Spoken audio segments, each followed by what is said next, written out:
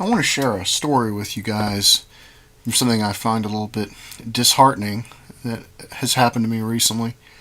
And I don't know, I guess this video is a little bit of a rant as well at the same time, but I want to try to impart some of what I believe to be important information to everybody regarding the subjects that I research.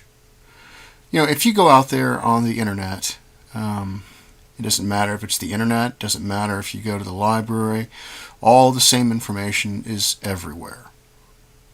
So it doesn't matter whether or not you do your research on the internet or whether you do your research in the library, you're going to find the same books in both places. The internet actually is a much better place for the person who is a little bit better informed, because he can find whatever he's looking for usually. If there's a specific text he's looking for, he can usually immediately just pull it up and begin reading it.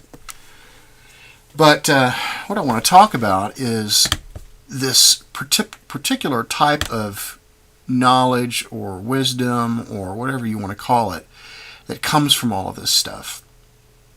I have several really good Freemason friends, one of whom I am always talking to in emails and so forth, because he gets it, he understands.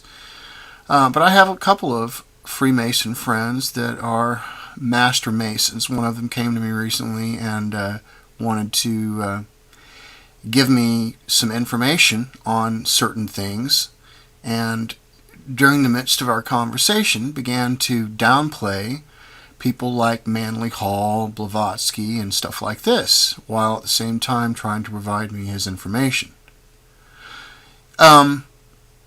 This is always an interesting thing, because what we see is that there is a lot of Freemasons out there, as well as others, mystics, these other people out there that claim to know, to claim to be enlightened. And this, if we look on the tree of life, is the difference between, in my opinion, what knowledge or what is versus understanding.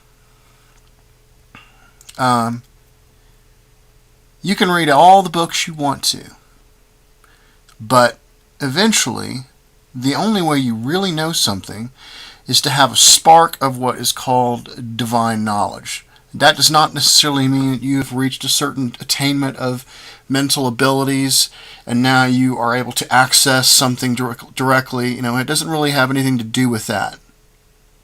It can, but it doesn't have to. I just want to make that clear. But here's the difference. I don't see anybody out there really anymore doing any real research. Is there anybody out there that does real research anymore? When I provide information to people, I don't just say, hey, this is the way everything is. I back everything up. I show people texts. I show them the confirmation. I go across culture. I just don't see this on any type of channels or anything. And because of this, we get a lot of people out there that have worked their way eventually into making up all kinds of things, from the Galactic Federation to Ashtar Command, people talking about the Orions and the Reptilians and David Icke and all this kind of crap, right? The problem with all of this is that real truth can always be confirmed, and it can always be confirmed across culture in many different texts, and one has to be an investigator to understand it. But to gain the true knowledge, the true understanding, that is, one has to have this in combination with something that is considered divine knowledge. For example, let me give you an example real quick. The only way that someone really understands Kabbalah is not through reading a bunch of books. That only gives you a very slight partial information. It gives you enough to say, okay, well, that's what somebody says. But the only way one really understands Kabbalah, or one really understands the mysteries, is through their own exploration into nature. Into nature and into symbolism and into the human body or man. All of these things requires one's own exploration into geometry, into the symbolism, into great art, things like this. So all the books that you read are only going to give you kind of a story, but none of them are going to impart the real wisdom until you go out there and explore for yourself. I can show you whatever I want to. I've shown everybody all of these different things. Just look at the upper right hand corner there and you see the geometry. But this geometry is only one piece of the puzzle. It's combined with many other aspects, many other pieces of symbolism, all going across culture. But anyway, so this Freemason approaches me, and he's laughing at people like Manly Hall and Blavatsky. Well, my response to all that is, well, look, you may be a master mason, you may have all these titles or what have you, but in my opinion, you don't know anything you're talking about. And why do I say this? Because this person has not experienced anything for himself. What he's done is he has gone across culture. Well, he hasn't even gone across culture. He has read a few things and thinks he is wise to these things, yet has done no exploration into nature himself. Or at least what he showed me gave me no indication that this was something that he had done.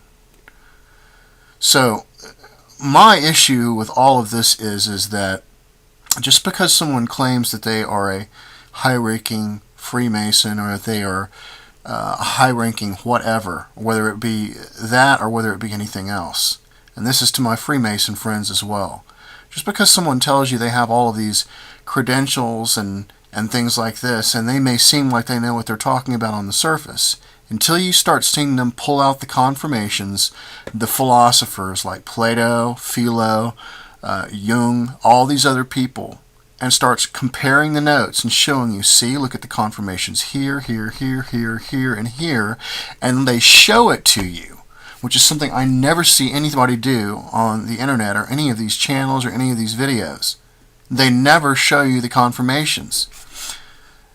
And until this actually happens, and they actually showed you that they've gone out and done the exploration themselves and looked into nature and looked into the symbolism, and has shown you people like E.A. Wallace Budge here who's done the analysis of the hieroglyphs, until they've actually done real analysis, don't take them seriously. Don't take them as some kind of a person who has all of this wealth of knowledge. Because a lot of times, some of these people may unintentionally be directing you away from some of the things that you should be looking at. And from my experience, Manly Hall especially, and Blavatsky, all the stuff that they have said has been confirmed by some of the greatest philosophers, such as Plato and the world of ideas and forms, the description of the logos, all of these things that we see across culture. And yet, these guys will brush it off. But they brush it off because they've heard somebody else say something about somebody, or say something about a group of people, or what have you. They're not interested in real knowledge. If you go into if you're an investigator, and you're investigating a crime, and you have something happen, you have 3 witnesses. The first witness comes up and tells you, yeah, it was a man. He was about 6 feet tall, wearing a red shirt, and then he ran away. The second person, you come to him separately. He says, yeah, it was a man. He was about 5'10". He was wearing a black jacket, and after it was over, he snuck behind a building. And the third one says, oh, well, it was a man. He's about 5'6", and he was white. And after he robbed the person, he ran away. Well, as an investigator, what you do is you compare. You compare the stories. What's the common truth in everything? It's a man. And so when you begin to actually do real analysis like that and compare across culture these various things, just like you see that the Eye of Providence here is also the exact same symbolism that we see for Osiris in the hieroglyphs. And until these people actually do these types of analysis and research, and actually show the geometry that you see on the upper right hand corner there, the geometry of the body and what have you, until you can see that they have done that themselves and they can actually pull up the text and show you the confirmation and stuff like that. I don't care if they're a 5,125th degree Mason. It makes no difference at all. And whether you have knowledge or not does not matter your degree or what level you are in a particular organization. Whether you're a mystic or not has nothing to do with that. You may gain some knowledge along the way in these kinds of places, but from my understanding and from who I've been talking to, about 90% of them, many of them don't even know a lot of the real mystical stuff that is involved out there. A couple of good friends of mine, including one guy I know on Facebook that is a really good friend of mine, Robin, he gets it. He understands a lot of the stuff. And that's the reason I continue to converse with him. But I don't care if someone tells me if they're a millionth degree Mason. It doesn't make a difference to me at all. What makes a difference to me is the data, is the knowledge. What is your data? Present your data. What exploration have you done? Show me your confirmation. Show me your text, etc., etc. If you can't do that, I don't care who you say you are. It makes no difference to me whatsoever. And it sure would be nice to see a lot more people on YouTube, on the internet, that if they're putting out mystical or information like this, that it is thoroughly backed and confirmed across culture, which I never see. I feel like many times that I'm the only one that's doing this. I know that's not true. It's probably just who I'm associating myself with on the internet, which is YouTube, which is not really saying much. But that's my rant. I'm sick of seeing all of the people who say they know things and they can't prove anything. They can't back up anything. And they go out there and they say things about other groups or other people. They don't look at the data. All they just do is point fingers to a group or a particular term or a particular symbol, something they've heard. Just like these guys on Alex Jones today talking about the all-seeing eye, and 90% of the people in there have no idea what this symbol that you're looking at right here means. Most of them are the only term that they hear in their head is Illuminati, Nibiru, Anunnaki, all aliens or demons. That's all they hear, right? These are the people. These are the masses. These are the majority. These are the people that do no research into understanding anything. Meanwhile, people like me are trying to go out there and actually dig into the real information, like you see right here from E.A. Wallace Budge, from all the symbolism that you see, comparing it across culture and showing you the texts. So, anyways, to my Freemason friends, I'm disappointed to see that type of thing occurs. You have people out there that in your organization that is doing what they're doing as far as downing particular, Masons like Manly Hall, who did so much wonderful work in showing and going across culture and doing the exact same analysis that I'm showing you. This exact same thing. Manly Hall, in all of his different lectures, goes around and he says, well, here's what these group of people thought, and this is what these people thought, and this is what these people thought. And after a while, if you understand what he's talking about, he knows what he's talking about. But he's showing you the comparisons because he wants you to go out there and do the research. Maybe that's where I'm making my mistake. Maybe I shouldn't show anybody this stuff. Maybe I should make them go out and research it themselves. But I feel like I should be, so that's the reason I'm doing it.